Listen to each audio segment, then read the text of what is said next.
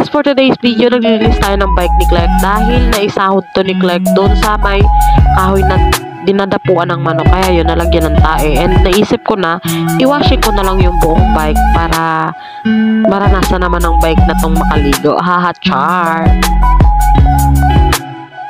Yan guys, tapos na natin siyang linisan. Natanggal na yung tae ng manok dyan.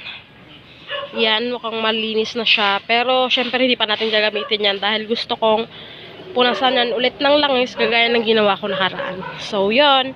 Balikan ko kayo kapag natuyo na yan.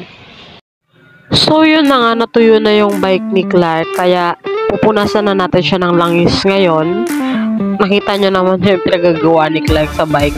So, yan. Nilagyan ko na ng langis yung kadena. Kadena yung inuna ko lagyan ng langis, guys. And then, pupunasan natin yung buong katawan ng bike ng langis para di ko rin alam kung bakit. Basta yun. Ginagawa ko talaga lagi yan kapag nilinisan ko tong bike na to.